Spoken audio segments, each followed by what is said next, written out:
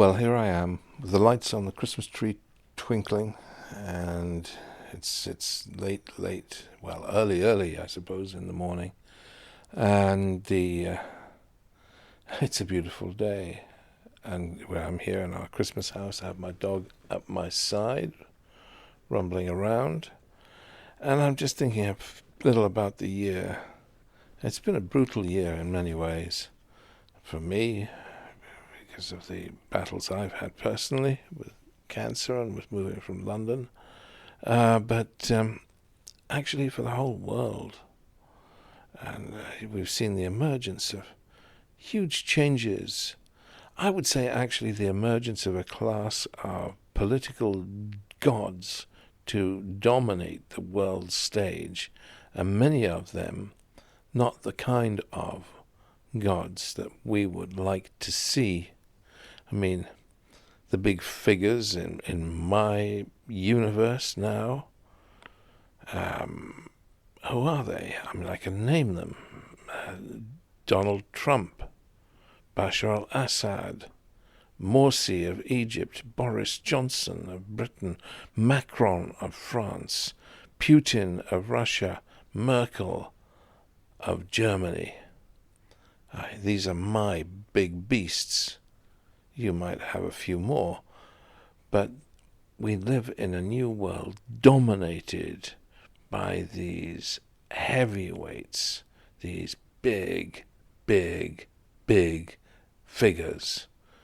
And some of them cleave to the light, and some of them cleave to the darkness, but they're big, they're mighty, and this is our new political universe.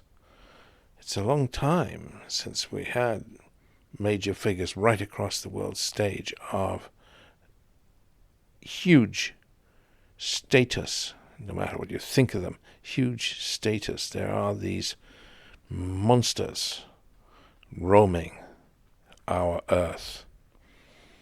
And meanwhile, this year,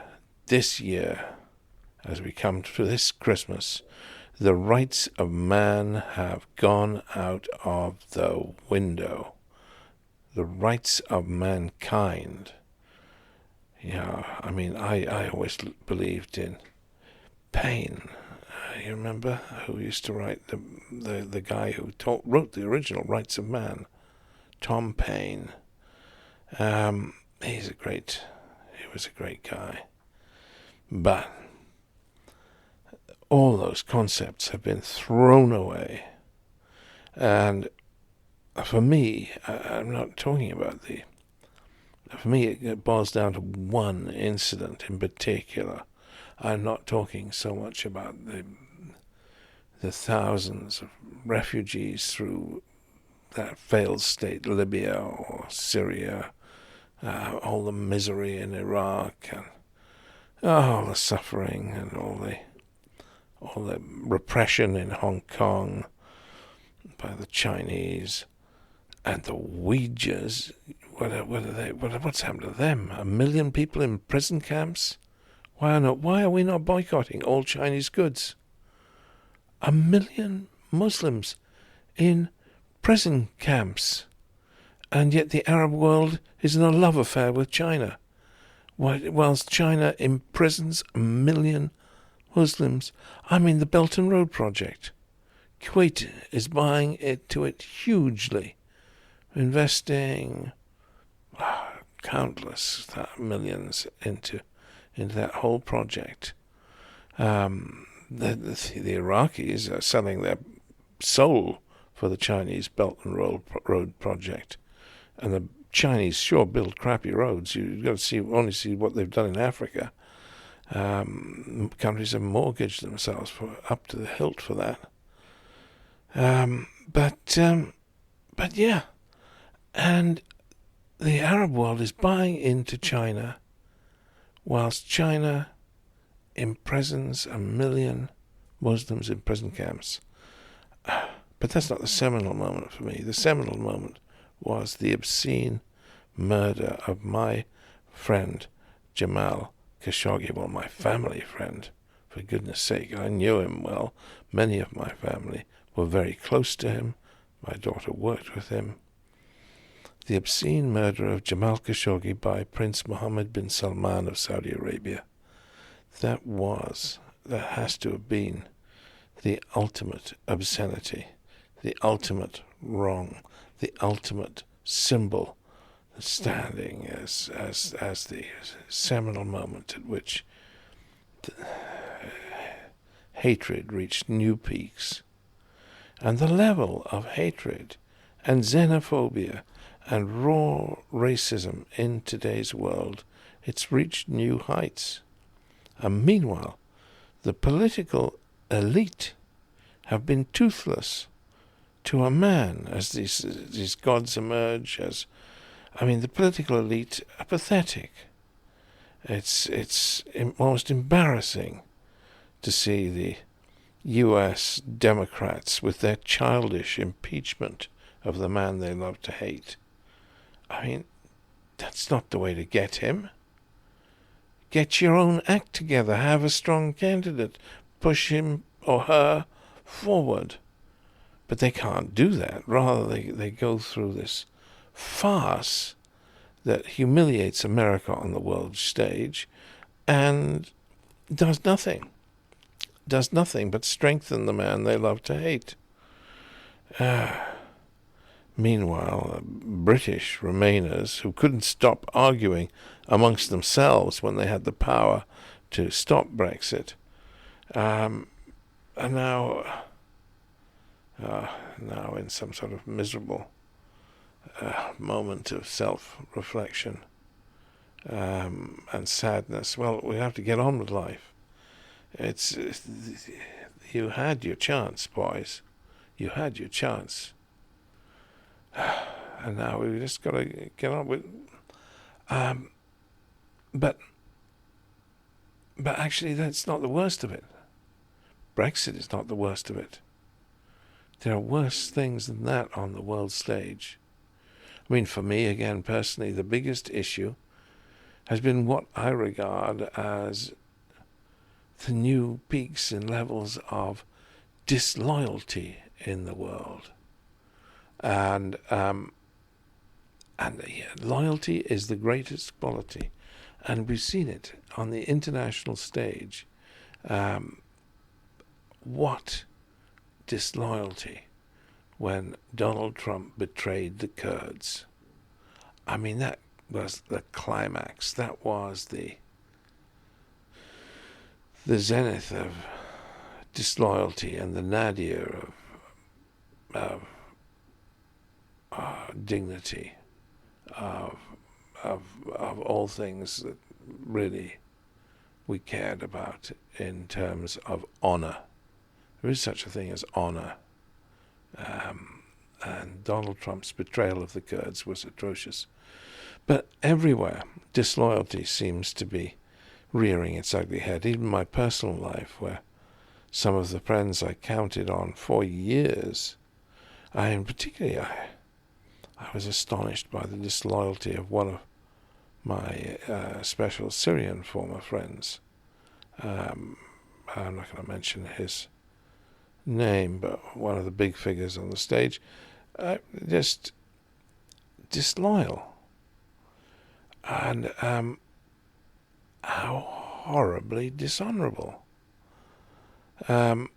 Everywhere, disloyalty. You see disloyalty in people's relationships. So where then is the sunshine? Where, with the increased catastrophe in Libya, the unending misery of Iraq and Yemen, thank God Yemen may be turning a corner, but where does the sunshine? Where is the good news? Well, the good news is that chaos is on the retreat. My father's great friend, Manny Shinwell, my father was Manny Shinwell's PPS, Parliamentary Private Secretary, and at that era where you didn't have to be a MP to be a PPS. Ridiculous now. They changed the system. Anyway, it doesn't matter. Manny Shinwell was one of the great politicians of Britain in the post-war era, and he believed that chaos was the great enemy. and I've heard others say this, chaos is the opposite of war. The Syrian friend who betrayed me, he used to say that. He would say that chaos is the opposite of war, and that was the true opposite of peace, because chaos was ultimate evil. Chaos is dark, that they could cope with war, they could cope with peace, but they couldn't cope with chaos in Syria. And war has clarity, peace has clarity, chaos does not. We've had 3 years of parliamentary chaos in Britain, when the nation has been leaderless. Not that I'm any great advocate of Boris, but an end to chaos. The world has been in upheaval everywhere, and now we are getting stabilization after years of upheaval. Which means what? Peace on earth and goodwill toward mankind? No, not exactly, not certainly instantly, but at least we have a stab at it now, if there's less chaos everywhere. So it's positive. It's not perfect, but it's positive. And it's encouraging, isn't it, to see the world waking up about climate change, Europe talking about an environmental tax, which would hit old China. That was interesting. I spoke to my extended family around the dinner table last night about what they would do if they had absolute power. And my wife said she'd end FGM, female genital mutilation, and or female circumcision, if you like, and which is interesting, and what a lovely thought that should end. My daughter-in-law, Bernadetta, she said she'd provide contraception for every woman in the world. My daughter, I shouldn't say this one, she was joking, of course, but there we go. She said she'd nuke China, wipe them out. I think that was a joke. I hope that was a joke. Anyway, but yeah, it is, and somebody said, I'm not sure whether it was Leah or it might have been Loveday. Actually, anyway, after her little jokey remark, she said, we need to do something about the environment, and so we do. And people really care. We're all united on that. That's a blessing. It brings the world together, that fight against misery. Do you know what the family said?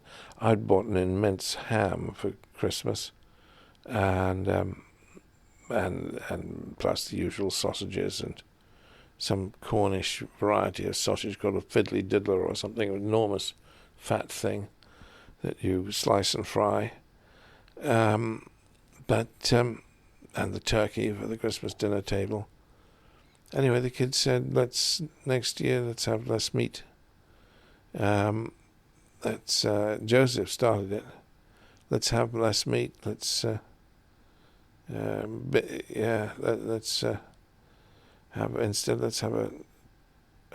a vegetarian Christmas lunch.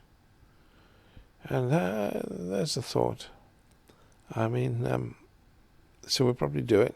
Lorraine Pascal has a lovely recipe for a sort of en croûte vegetarian pie, huge Christmas pie, that is actually quite delicious. I tried it once.